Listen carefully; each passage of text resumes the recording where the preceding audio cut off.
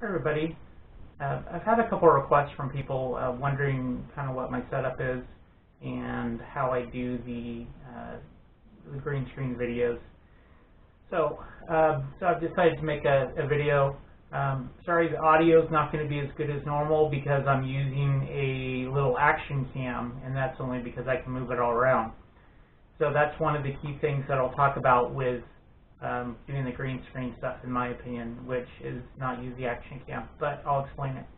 Okay, so I do a couple things with my videos. I'm talking loud to try to make sure that the microphone picks it up on this little action cam. So I have a couple things. I have a essentially a document camera, and the document camera I use a lot. And it's good for science and technology when you're wanting to show somebody how to do like a math problem. In my case, I use it usually for statistics. The other thing is I use a Logitech Brio camera, which is one of the 4K cameras, but I don't shoot in 4K. Some of that is the 4K is just really, in my opinion, kind of temperamental, and you have to have just the right drivers, and it's just a little bit overkill for what we need to use. But I do shoot in 1080 60 frames per second, which really makes nice smooth video. Okay, and then I use a Marantz, I can't pronounce it, it's M-A-R-A-T-A-N-T-Z. So it's a nice microphone, and it's a USB microphone, but it is a nice microphone that works really well. Now, a couple things talking about microphones. With microphones, if you use a USB microphone, you cannot do multiple USB microphones very easily. Supposedly there are ways, but you have to do the mixing with software. And take, for instance, podcasting and things like that. If you're going to use, plan on using multiple microphones, you would go with the other traditional type of microphone setup, which is with phantom power, the 48-volt phantom power setup. And then you'd have a mixing board, and it would be much easier. So with this Marantz microphone, it is a, I believe it's called a carotid. So it's a nice regular diaphragm type of microphone. It's not some cheapo microphone. It's about $60, I think. So that's really important that you get the microphone close to your face. Of course, with this video, I'm not using that microphone. So the other thing is lighting is super important. And at some point, I'll have to move around the camera only because I cannot show you exactly what I want to with it positioned the way it is. So lighting is really important. For green screen, you want to light up the person, and you want to light up the background, and you don't want shadow on the background. And when you have shadow on the background, it messes up the shade of the green. So it's really tricky. And I'll take some fixed pictures because it's hard to explain this whole thing. Okay, so a lot of light. Light's really important. In my case, I have lighting up high. I think it's hard for you to see up high, but I'll end up showing you once I move around the camera.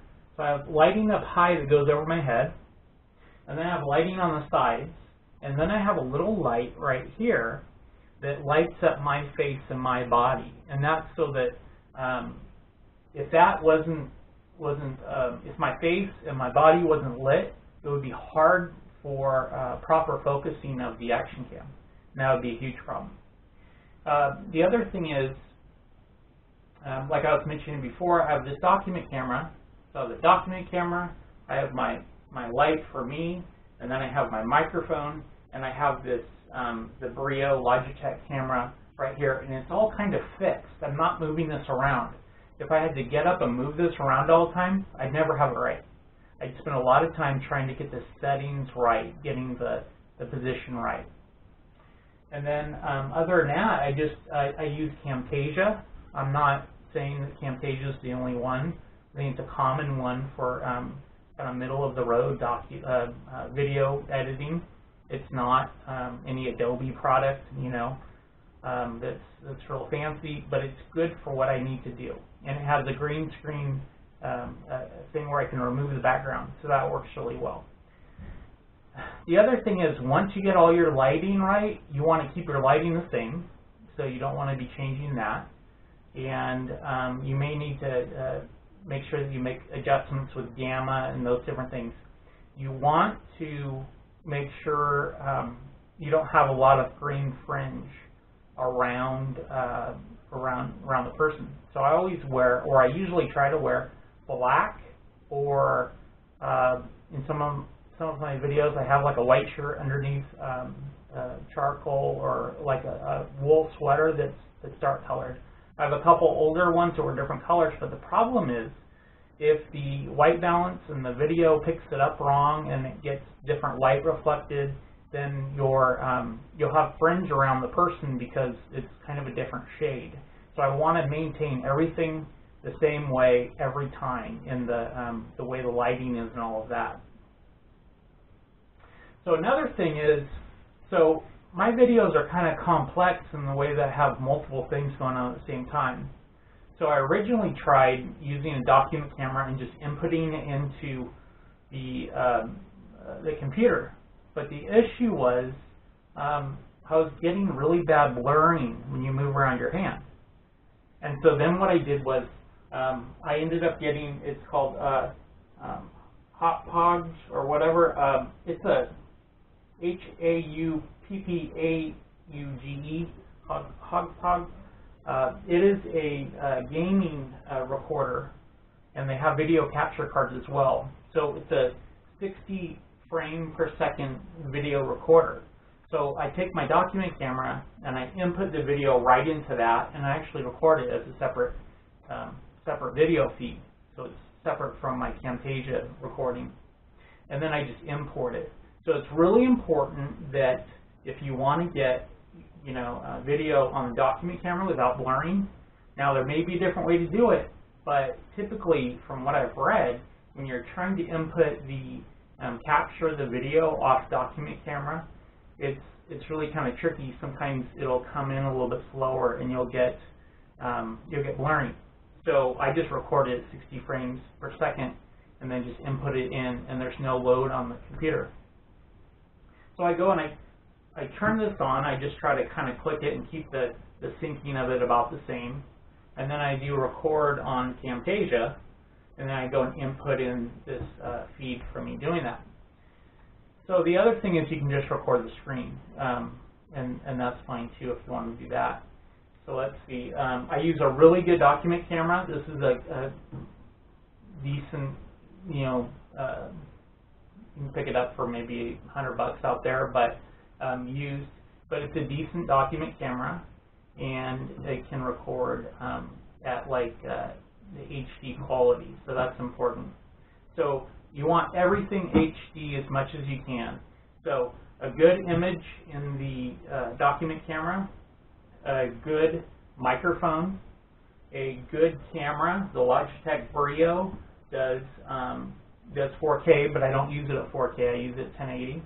And then lighting up the face, lighting up the body of the person, real important. And then just trying to think of the big things. Oh, and then everything's, like I said, everything's fixed. In this camera, I actually have it mounted to the desk. I don't want to change anything at all. I even I don't do, for the color balance or the white balance, I don't let it do auto. I always do a fixed amount. I do 5300 on it, and it has to do with whatever your lighting setup is. But other than that, yeah, I don't want to change a thing if I can deal with it. So I'll go with manual settings. And like I said, adjust your gamma and the way that the whole thing works when you're trying to take away the green fringe. So that's really important. And you kind of get in the habit of doing it the same way. Like I said, lighting, really important. Good lighting. And you don't have to do it the way I did. You don't have to have the lighting up high. You could light the green screen, and I'll move the camera around in just a sec.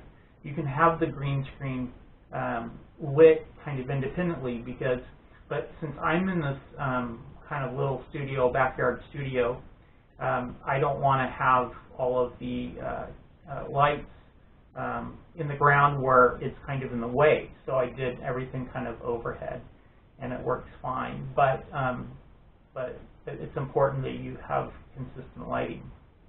See, I'm going to move my camera a little bit and show you the lighting real quick. Sorry if it gets a little jumpy. So this is the lighting. I have these LED panels, so they work really well. LED panels. This light right here is a light to light up me, and then you see the other lights. I actually have whenever I'm working on a problem, I'll go and hang it up so I can see what the whole problem should be. And that's an issue sometimes, is when I'm trying to read the problem and not looking at the camera. Realistically, you'd want to have everything, you'd be just looking at the camera, but the problem is if you put the thing that you're working on right, you can't put it in front of the camera, you can't block your lights, and then you don't want to kind of put it in front of the monitors.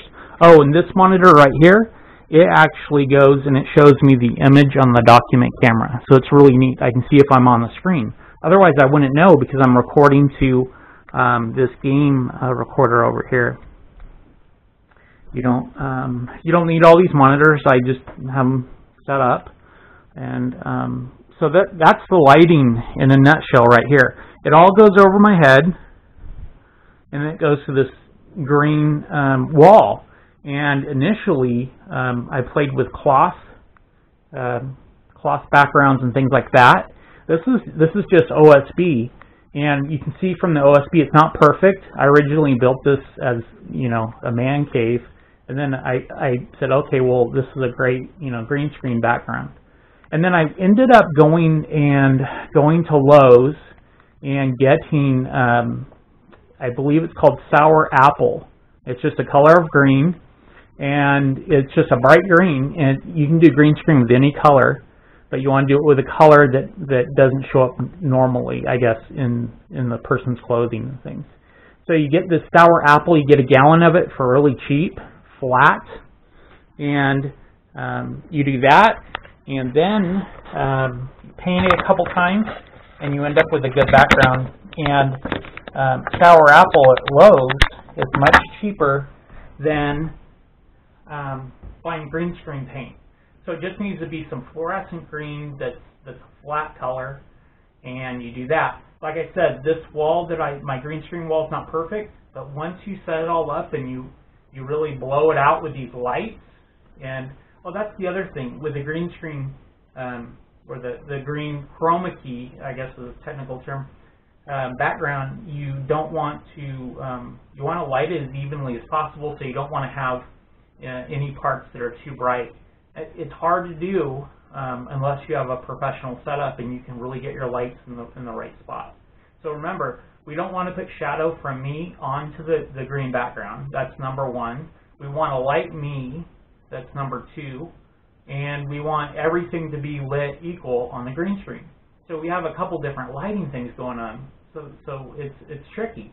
Now, your setup doesn't need to be as elaborate as mine, but if you want to do this a lot, then I would do something that's more consistent, kind of like mine, where I have everything just laid out. I don't want to move it around. Now, of course, you can set this stuff up in an afternoon, but you're going to have probably, you know, some issues with lighting and color. Oh, one last thing. So I'm growing a beard.